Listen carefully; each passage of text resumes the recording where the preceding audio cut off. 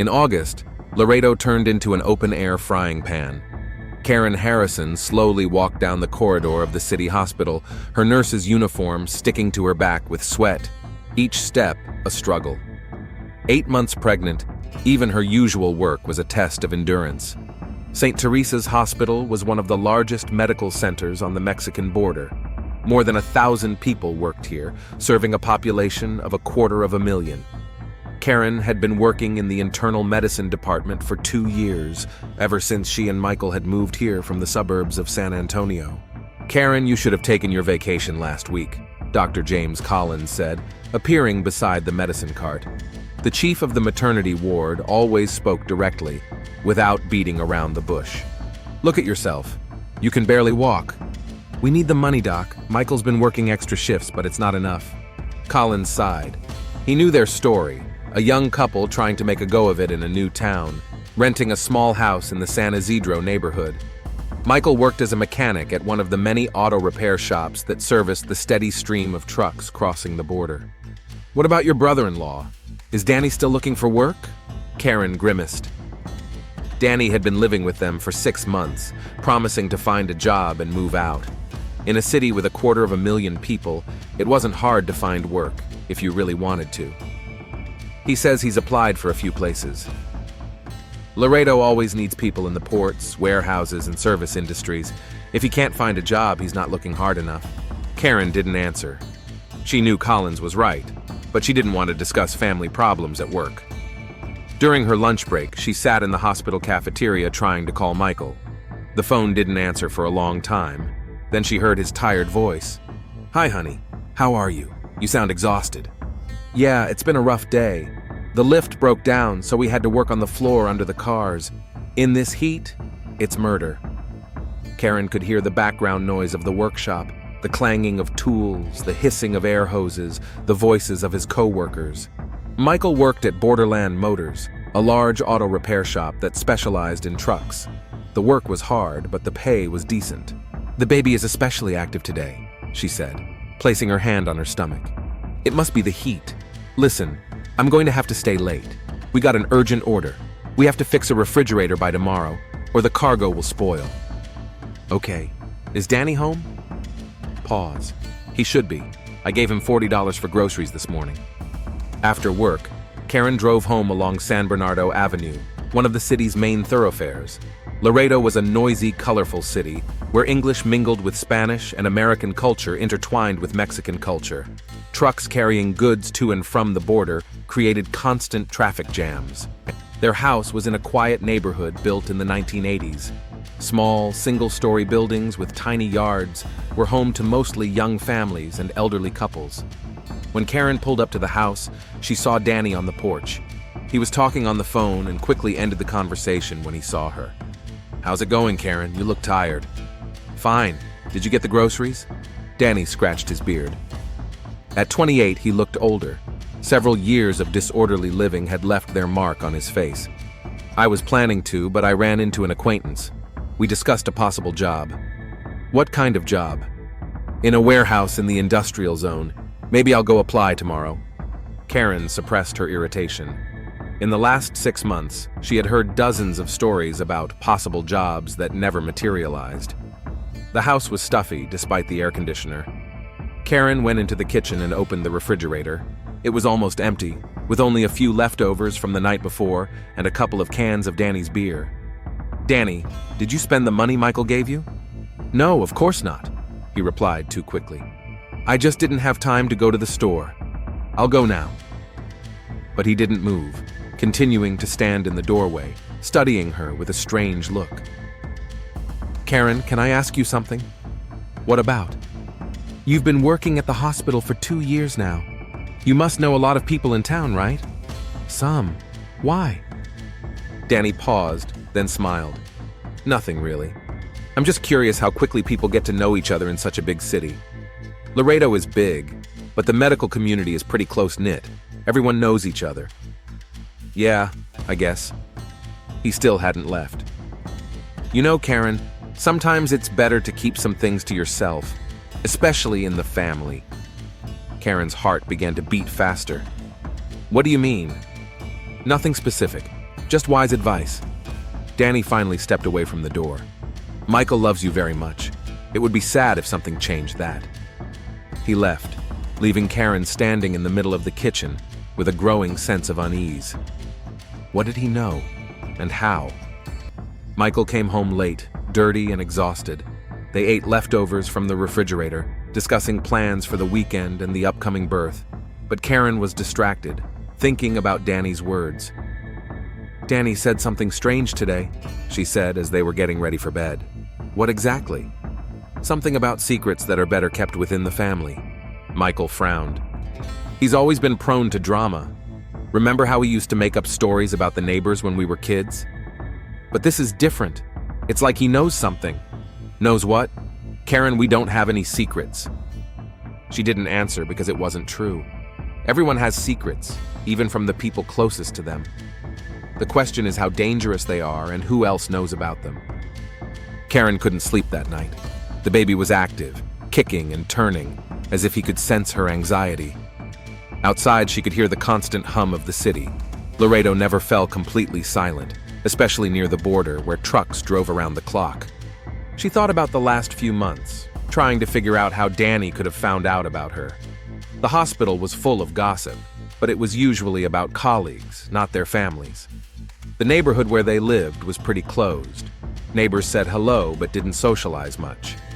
There was less than a month left before the baby was due. Karen wanted this time to pass quietly so they could prepare for the baby's arrival.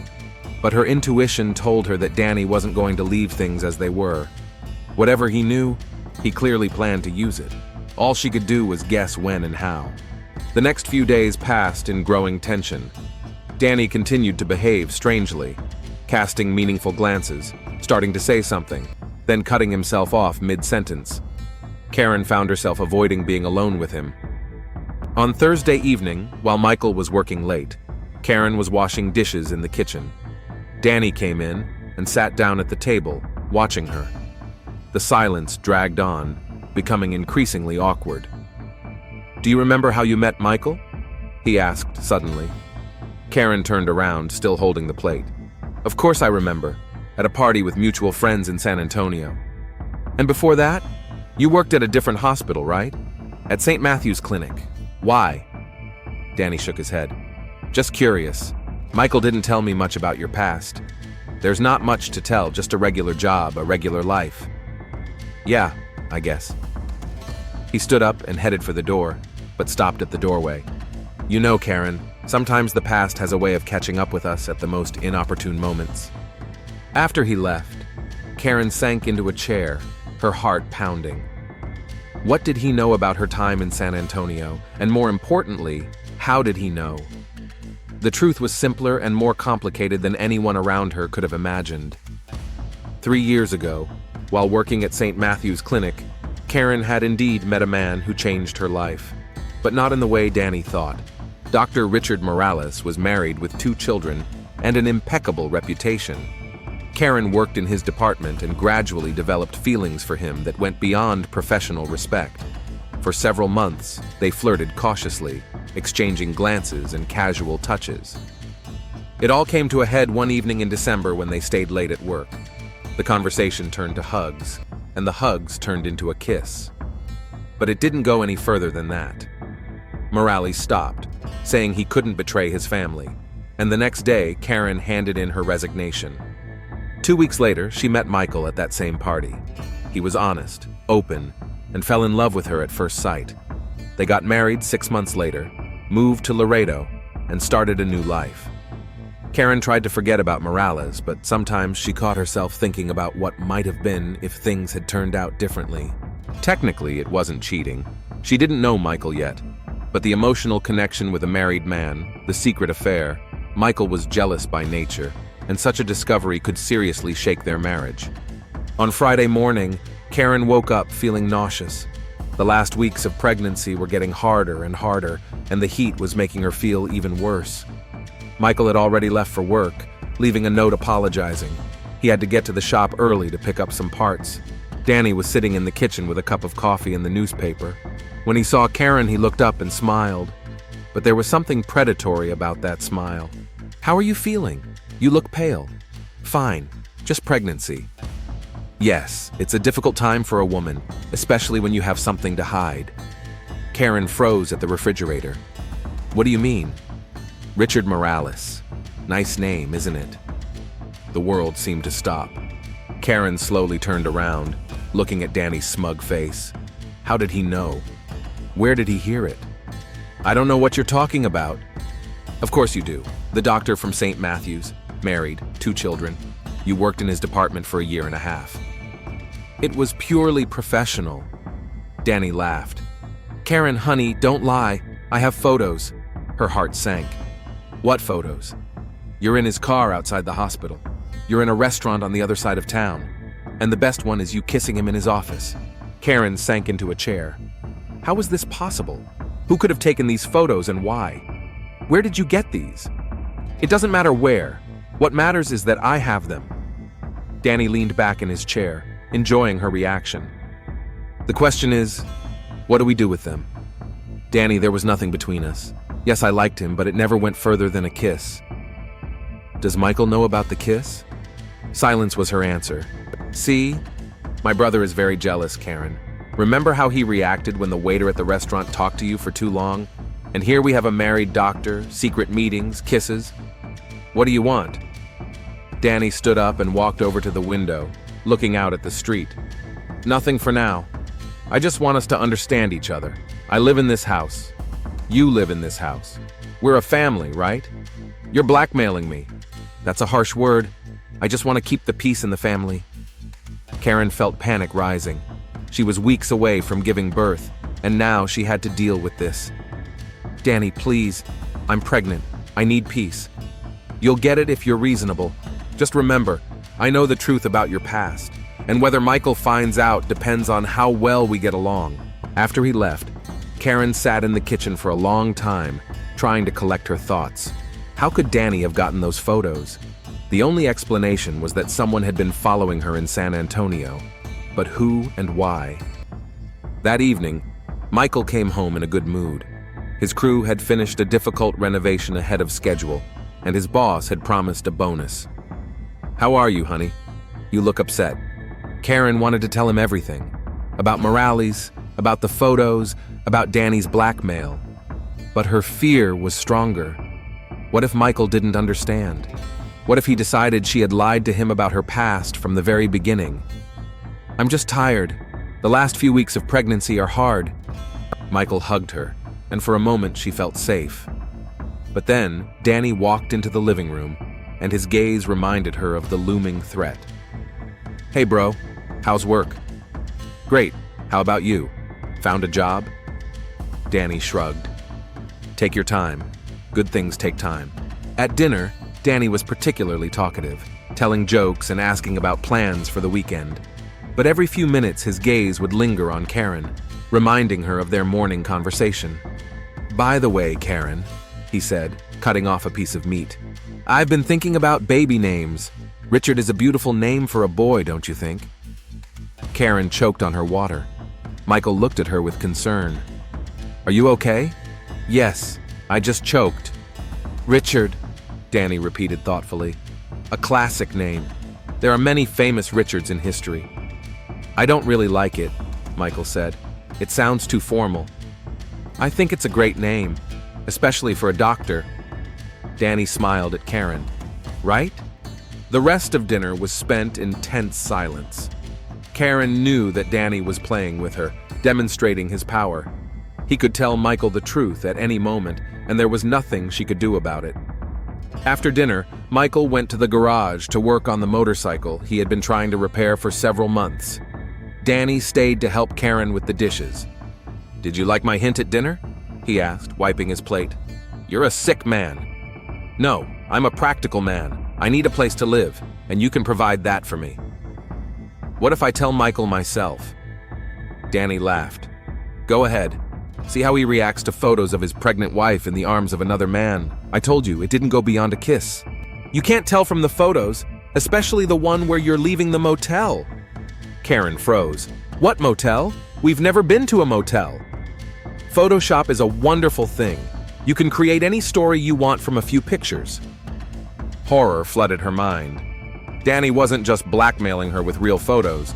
He was willing to fabricate evidence of an affair that never happened. You're a monster. I'm a survivor. And now we both know the rules of the game. Over the weekend, Michael decided to renovate the children's room. He painted the walls a soft green, assembled the crib, and hung new curtains. Karen sat in a chair and watched him, feeling a mixture of love and despair. "Do you think he'll like it?" Michael asked, wiping sweat from his forehead. "She, or he, will like it." Michael came over and kissed her on the top of her head. "I can't wait for our baby. I want to be a good father." "You will be. You're already a good husband." "Karen, there's one thing I want to discuss." Her heart skipped a beat. "What?" "Danny. I understand that he's causing problems. After the baby is born, I'm going to have a serious talk with him about finding his own place." "Really?" "We need space for our family. Danny is my brother, but he's a grown man. It's time for him to move out." Karen felt a rush of hope. If Danny moved out, the blackmail would be meaningless. But then she remembered the photos. Even if he left, the pictures would remain with him. That evening, she was home alone. Michael had gone to pick up some spare parts, and Danny had disappeared after lunch. Karen took advantage of the opportunity and tried to find the photos among his things. She searched his room in the living room, but found nothing. No photos, no flash drives, no other storage devices. Either Danny had hidden the evidence well, or he had stored it somewhere else. When he returned, he immediately realized that someone had been rummaging through his things. "Looking for something specific?" he asked with a smirk. "I don't know what you're talking about." "Karen, I'm not stupid. The photos are in a safe place. Even if something happens to me, Michael will still get them." "What do you mean?" "I have a friend who knows the whole story. If I don't contact him every week, he'll automatically send a package of documents to Michael's work." Karen realized she had fallen into a perfectly thought-out trap. Danny wasn't just blackmailing her. He had created a system that would work even in his absence. "What do you want?" she asked wearily. "Nothing special for now. I just want to live here in peace, without pressure from my brother. And who knows, maybe I'll need help with other things." "What things?" Danny smiled mysteriously. "Time will tell."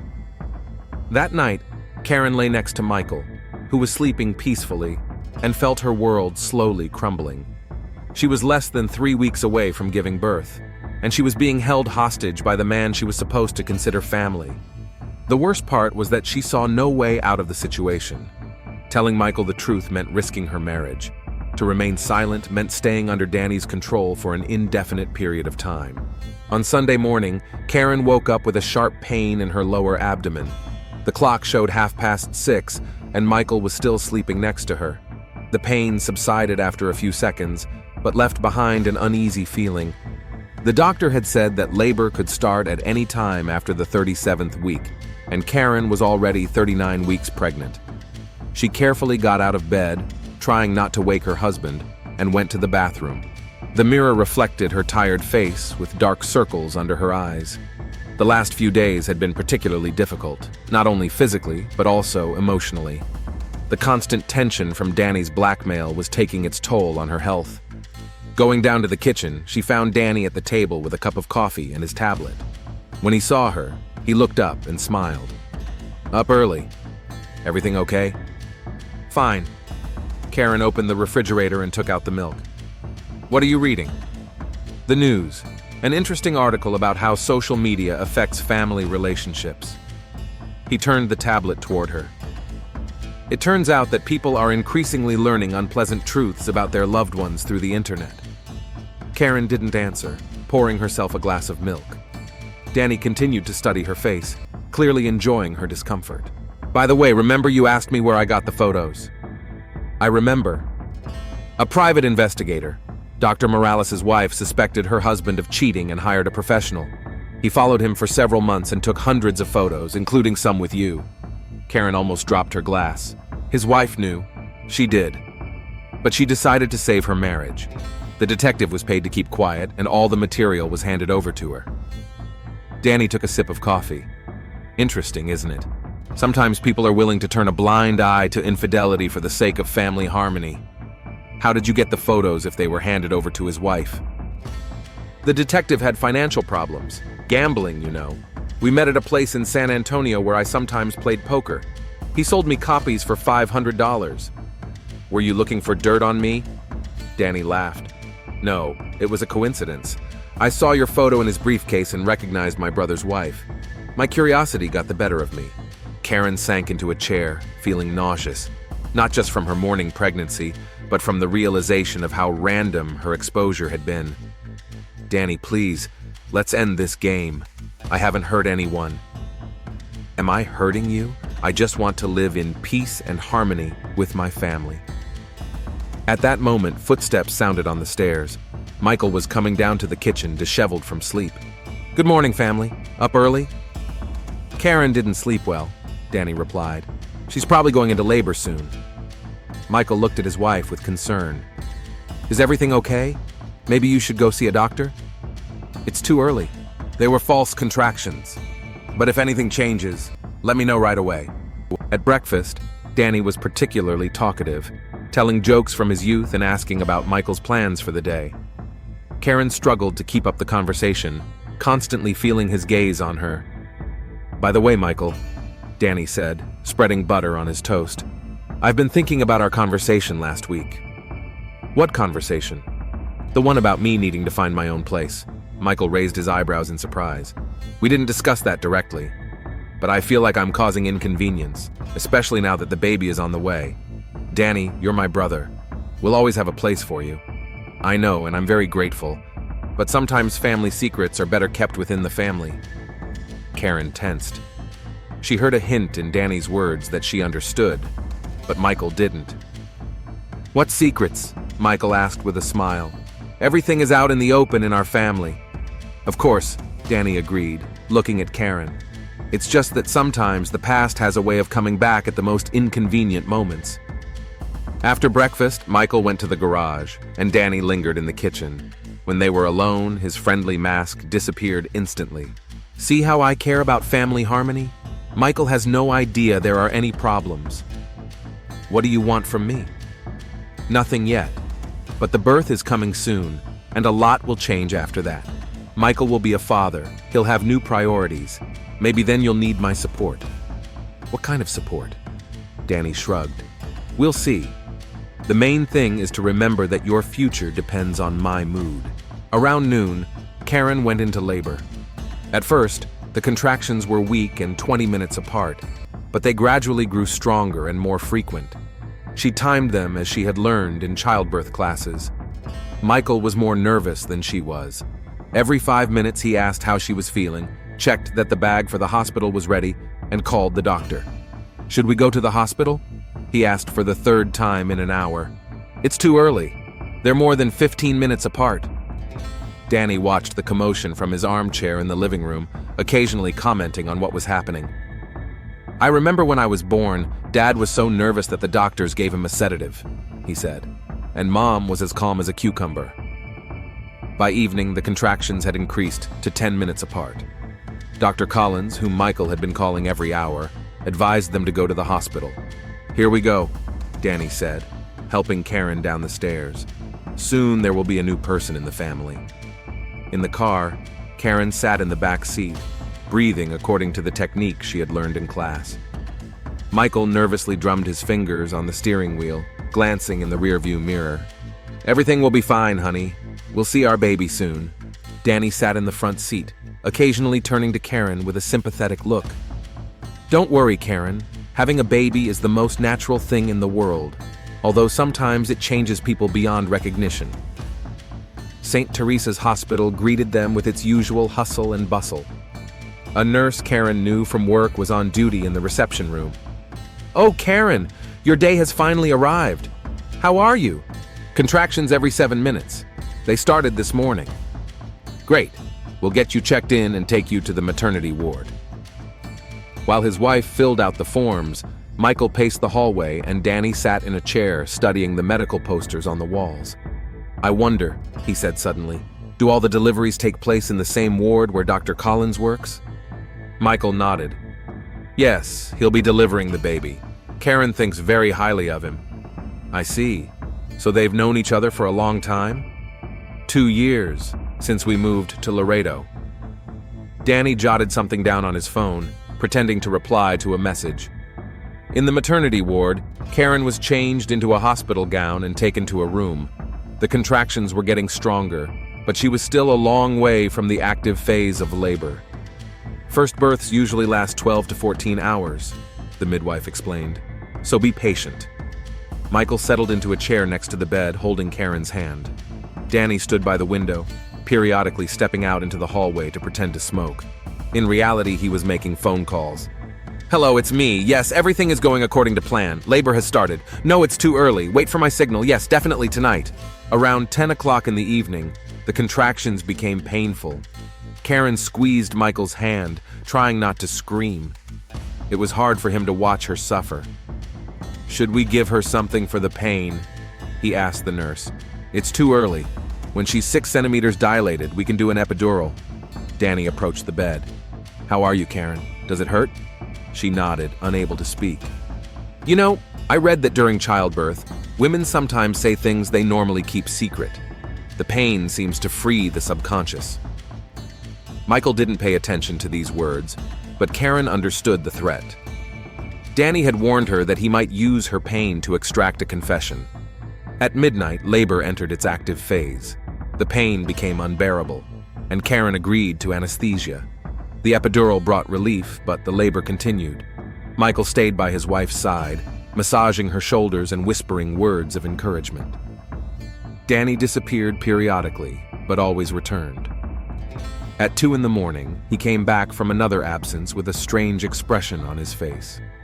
He approached Michael and said quietly, I need to talk to you. Now? I can't leave Karen. It's important. It's about the family. Danny, childbirth is not the time for conversations, especially not for conversations like this. Danny lowered his voice. Michael, I have something to tell you about Karen. Karen heard these words through a fog of exhaustion and pain. Despite the anesthesia, the contractions continued, but the fear caused by Danny's words was stronger than the physical pain. What are you talking about? Michael finally turned his attention to his brother. Not here. Let's go out into the hallway. I'm not leaving my wife. Just for 5 minutes. Trust me, this is something you need to know. Michael hesitated, looking back and forth between Karen and his brother's insistent face. Michael, Karen called weakly. Don't go. I'll be right back, honey. Danny says it's important. They went out into the hallway, leaving Karen alone with her fears. Through the glass door of the room, she could see their silhouettes. Danny was saying something, showing him his phone screen, and Michael was listening, his face growing darker and darker. The conversation lasted not 5 minutes, but 15. When Michael returned to the room, his face was white as a sheet. He sat down in a chair, but did not take Karen's hand.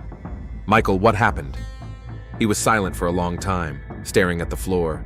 Then he slowly raised his eyes and looked at her with a gaze full of pain and rage. Dr. Richard Morales, does that name mean anything to you? Karen's heart stopped. Michael. Danny showed me the photos, you, him, kissing, hugging, in his car, in a restaurant near a motel. Michael, listen to me. How long has this been going on? The whole year you were working in San Antonio? No, there was nothing between us. The photos say otherwise. Karen tried to get up from the bed, but another contraction pinned her to the spot. The pain was not only physical, her world was falling apart before her eyes. Michael, let me explain. But he was already getting up from the chair. I need to think, to be alone. Don't go, the birth is still happening. The doctors will look after you. He headed for the door, but stopped at the threshold. Is it my child? That question was worse than any pain. Karen felt tears streaming down her face. Of course it's yours. Michael, I beg you. But he had already left the room. Danny watched him go, then entered the room and approached Karen. I'm sorry it turned out this way, he said with feigned sympathy, but the truth always comes out. You destroyed my family. I didn't destroy anything. I just showed my brother who his wife really is. At that moment, the midwife entered the room. How are you? Where's your husband? He went out for some air, Danny replied quickly. He's very worried. I understand. Karen, get ready. The contractions are starting. The next hour was hellish, filled with pain and despair. Karen gave birth to her child, knowing that her husband considered her a liar and a cheater. The medical staff did their job professionally, but no one could heal the pain in her heart. Michael never returned to the room. At 4 in the morning, Karen gave birth to a daughter. The girl weighed 3 kilograms and 200 grams, was healthy, and cried loudly, announcing her arrival to the world. But the joy of motherhood was poisoned by the absence of the child's father. "Where's your husband?" asked the midwife, placing the newborn on Karen's chest. He missed the most important moment. "He went out for some air," Danny lied, standing by the window. "He'll be back soon." Karen held her daughter close, feeling a mixture of love and despair. The baby was a carbon copy of Michael, the same dark hair, the same stubborn chin. But would he be able to see that through the veil of anger and mistrust? "What will you name her?" the nurse asked, preparing the paperwork for the birth registry. "Emily," Karen whispered. She and Michael had chosen the name a month ago, lying in bed and dreaming of the future. After all the procedures, Karen was transferred to the postpartum ward. Danny walked her to the door, but didn't go inside. "Get some rest. You've had a rough night." "Where's Michael?" "I don't know. He left after we talked." "Danny, you've destroyed our family." He shrugged. "I just told the truth. What to do with her is up to each person." Left alone, Karen looked at her sleeping daughter and cried. Everything she had dreamed of, a happy motherhood, a loving husband by her side, a strong family, had collapsed in an instant. At 6 in the morning, a nurse entered the ward with breakfast. "How are you feeling? You need to eat to regain your strength." "Has my husband been here?" "No, not yet, but men experience childbirth differently. Some need time to process what's happening." Karen tried to eat, but the food wouldn't go down. Every sound in the hallway made her look up, hoping to see Michael. At 8 in the morning, Dr. Collins arrived for his routine checkup. Seeing her tear-stained eyes, he frowned with concern. "Karen, what's wrong? Where's Michael?" "We had a fight." "During labor? What about?" She couldn't tell him the truth. It was too painful to say the words out loud. Family problems. He found out something about my past. Collins sat down on the edge of the bed. "Do you want to talk?" "Not now. Just keep an eye on Emily if anything happens." "What's going to happen?" "Karen, you're scaring me." But she had already turned away, pressing her daughter to her chest. Her intuition told her that the worst was yet to come. Meanwhile, Michael sat in his pickup truck in the hospital parking lot. He hadn't left all night, smoking cigarette after cigarette and staring at the lit windows of the maternity ward. In the glove compartment was a gun, an old Colt he had inherited from his father. His thoughts were racing. The photos Danny had shown him were too convincing. Karen in the arms of another man, their kisses, leaving the motel. How could he have been so wrong about someone? The worst part was the uncertainty about the child. If Karen had been cheating on him with the doctor, whose daughter was she? Michael imagined raising someone else's child without knowing the truth, and a new wave of rage washed over him. At 9 in the morning, he took out his phone and dialed Danny's number. "Where are you?" "At home. I decided to get some sleep after a sleepless night. How are you?" "Bad." "Danny, tell me honestly, are you sure about what you showed me?" "Absolutely." "Michael, I understand how hard this is for you, but it's better to know the truth. And do you think the child is mine?" Pause. "I don't know, brother, but you have a right to find out." "How?" "A DNA test. Or just look at the baby. Children usually look like their fathers." Michael turned off his phone and looked at the hospital again. He needed to see his daughter, to see if she had anything of him in her. And then he would decide what to do about Karen. At 9:30, he went up to the maternity ward. The nurse on duty recognized him. "Mr. Harrison, congratulations on the birth of your daughter. Your wife is waiting for you. She's very anxious." Michael nodded but didn't smile. He walked down the hall to his wife's room, feeling his heart grow heavier with every step. Karen was lying in bed, holding the sleeping baby in her arms. At the sight of her husband, her face lit up with hope. "Michael, you're here. Look at our daughter. She's so beautiful." He stopped at the doorway, studying the baby. She had his dark hair. The shape of her nose also resembled his family. But that wasn't enough to dispel his doubts. What's her name? Emily. Remember, we chose that name. Michael came closer but didn't sit down. His posture was tense, his hands clenched into fists. Karen, I need answers. I'm ready to answer everything. Michael, what Danny showed you, is it true? Partly. Yes, I knew Dr. Morales. Yes, I liked him, but there was nothing serious between us. The photos say otherwise. What photos? Did you see us at the motel? Yes. Karen shook her head. That's impossible. We were never in a motel. Michael, I swear to you, there was only one kiss between us. One kiss that you never told me about. Because it was before we met. And because it didn't mean anything. Michael's voice grew louder. It didn't mean anything. You kissed a married man. It was a mistake. I realized it right away and quit my job. The little girl woke up from the shouting and started crying. Karen rocked her, trying to calm her down. Michael, please don't yell. You're scaring our daughter. Our daughter? Those words were like a slap in the face. Karen felt tears welling up in her eyes again. Of course she's yours. How could you doubt that? It's simple. If you lied about one thing, you could have lied about everything else. I didn't lie.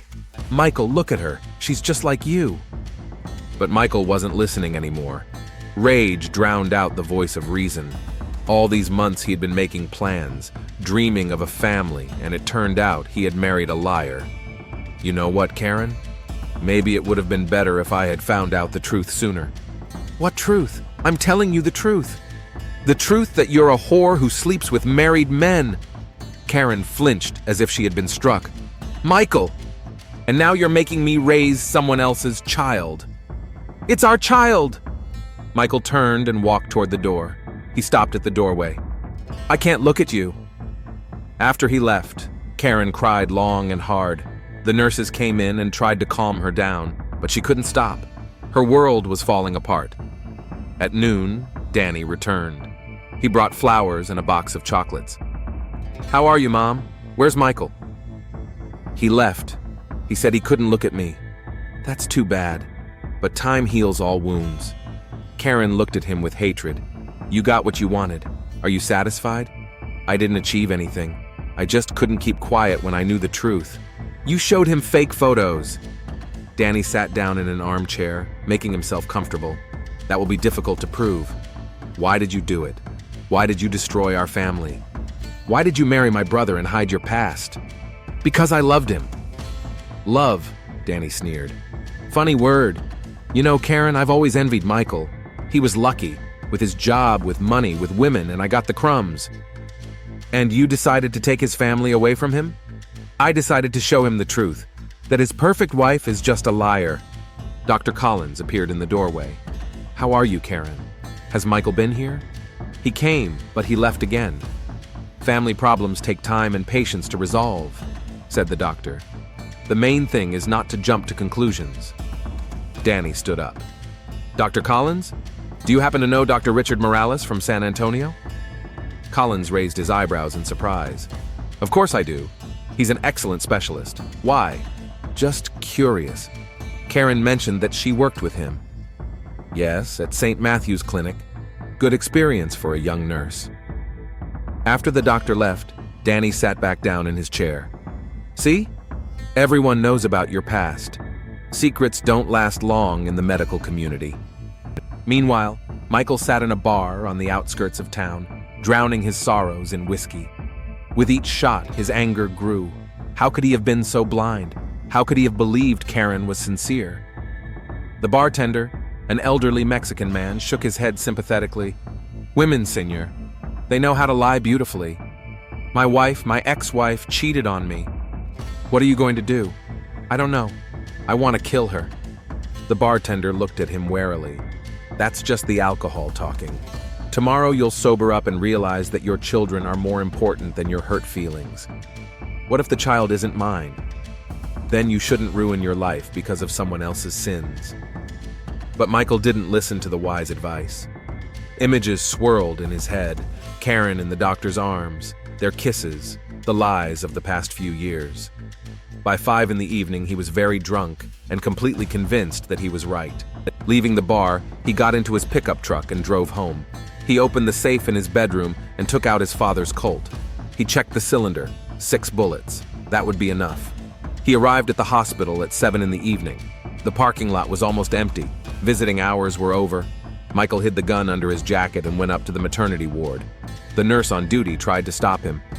"Mr. Harrison, visiting hours are over. I'm her husband. I have a right to see my wife." "Of course, but the rules." "What rules? This is my family." The nurse stepped back, frightened by his aggressive tone. Michael walked to Karen's room. She was breastfeeding their daughter, humming a quiet lullaby. When she saw her husband, she looked up hopefully. "Michael, you're back?" He entered the room and closed the door behind him.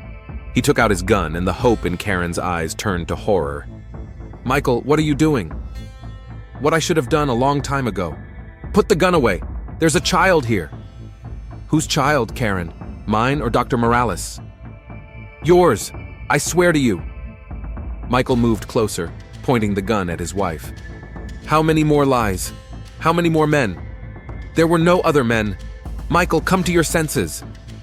Karen tried to get out of bed, holding her daughter close to her chest. "Michael, if you kill me, you'll have no family left. Think of your daughter." "Your daughter? Your daughter! Look at her. She looks just like you." Michael glanced at the baby and hesitated for a moment. There was something familiar in her features. But alcohol and rage took over. Time was up. He raised the gun. "Goodbye, Karen." "Michael, no!" The shot rang out deafeningly.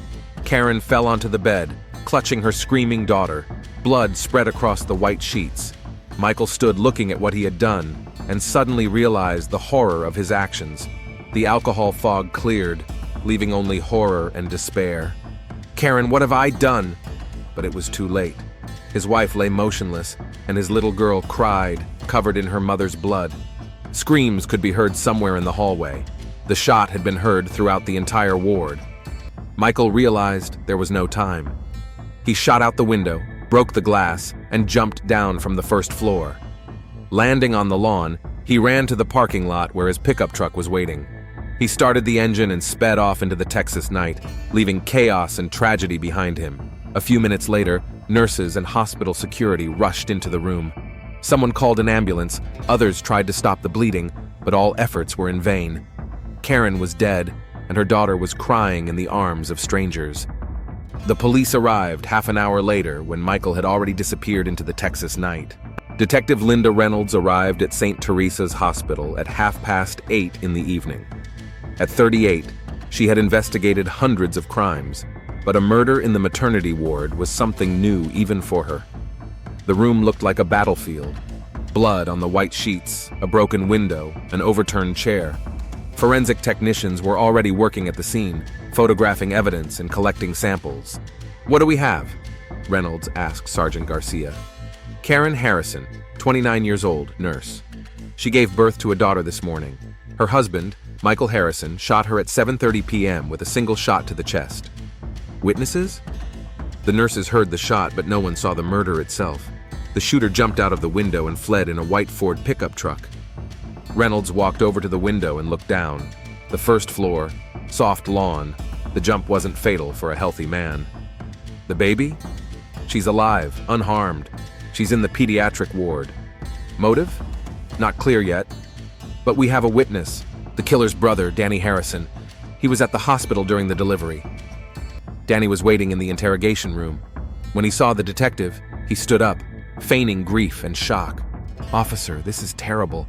I can't believe Michael would do such a thing." "Tell me what happened."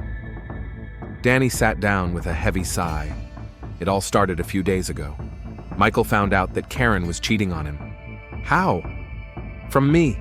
I accidentally found out the truth about her past." Reynolds took out his notebook. "Go on." "Karen worked in San Antonio at St. Matthew's Clinic.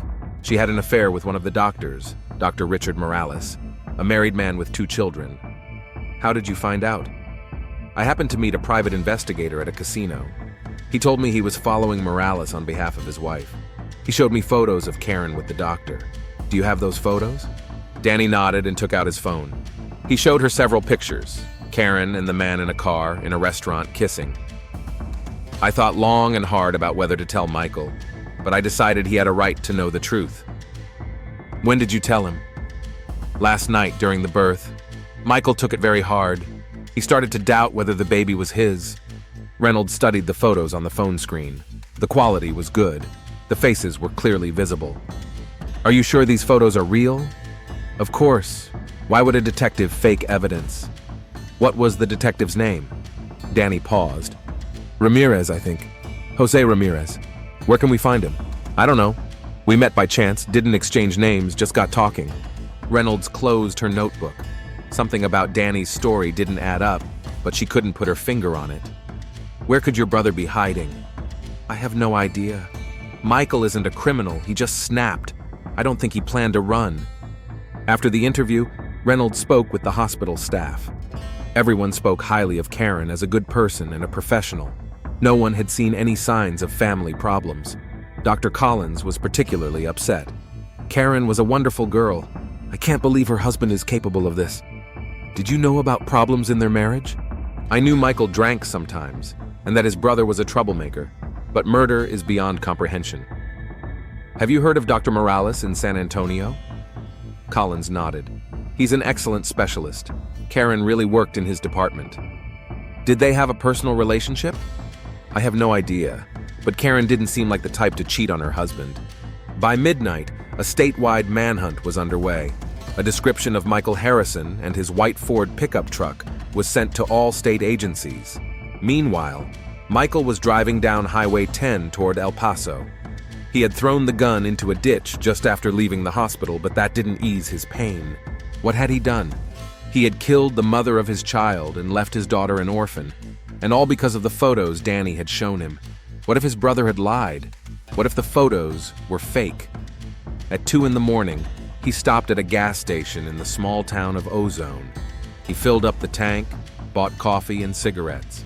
The cashier, a teenager of about 17, didn't pay any attention to him. Michael got into his car and turned on the radio. The news was already reporting on the manhunt. Police are searching for Michael Harrison, 32 years old, suspected of murdering his wife at the Laredo hospital. The man is armed and extremely dangerous. If you see him, do not approach him. Contact the police immediately. The announcer's voice sounded calm and businesslike, like a weather report. But for Michael, it was a death sentence. He continued west, avoiding large cities and patrol cars. His mind was racing with thoughts of Karen, his daughter, and his ruined life. The next morning, Reynolds received a call from San Antonio. Detective, this is Captain Morales from the Robbery Division. I hear you're interested in Dr. Richard Morales. That's correct. What can you tell me? He was killed 3 months ago. A robbery went wrong. He was shot in the head. Reynolds froze. Killed? Are you sure? Absolutely. The case is closed. The killer is in prison. And his wife? She died in a car accident a year ago. The doctor was left a widower with 2 children. After the conversation, Reynolds thought about it. If Morales had been dead for 3 months, then who was in the photos with Karen? And why did Danny lie about the doctor's wife? She called a forensic expert and asked him to analyze the photos from Danny's phone. The photos are real, the expert said an hour later, but they weren't taken 3 years ago, as the witness claims. When? Judging by the metadata, 2 weeks ago. What? What's more, the man's face has been replaced using photo editing software. It's very high quality, but traces of the editing are visible upon closer inspection. Reynolds felt the puzzle pieces fall into place. Danny didn't just know about Karen's alleged affair, he fabricated it. She rushed to the Harrisons' house, but no one was there. A neighbor said Danny had left early that morning with a large bag. The next day, Michael was spotted in El Paso. A gas station camera captured his face as he bought gas. He's heading for the Mexican border, Captain Reynolds said. We need to block all the crossings. But Michael had no intention of fleeing to Mexico. He turned around and drove back to Laredo. A plan was forming in his head. Danny checked into a cheap motel on the outskirts of Houston. He planned to wait there for a few days and then disappear forever. The plan worked. Michael had killed Karen, and now the police were looking for him. On Thursday evening, there was a knock at the door. Danny opened it, thinking it was the maid, and found his brother standing there. "Michael, how did you find me?" "An app on my phone. We're family, remember?" Michael entered the room, and Danny saw the gun in his hand. "Michael, what are you doing?" "What I should have done a long time ago. The photos were fake, weren't they?" Danny backed away toward the wall. "I don't know what you're talking about. Karen was innocent, and you made me believe a lie." "Michael, snap out of it. I'm your brother. You're a murderer. You killed my wife with my brother's hands." A gunshot rang out for the second time that week. Danny collapsed on the floor of the room, and Michael sat down on the bed next to him. He took out his phone and dialed the police. "This is Michael Harrison. I'm at the Sunrise Motel in Houston, room 42. Come and arrest me." The police arrived 15 minutes later. Michael sat on the porch of the motel, smoking and looking at the stars. The gun lay on the ground beside him. "Michael Harrison, you're under arrest on suspicion of murder," Detective Reynolds said as he handcuffed him. Michael Harrison's trial took place 6 months later. The prosecutor demanded the death penalty, but the lawyer managed to get 25 years in prison, citing psychological trauma. But the story of the Harrison family became a warning to many about how lies can destroy lives, how mistrust kills love, and how the thirst for revenge leads to tragedy.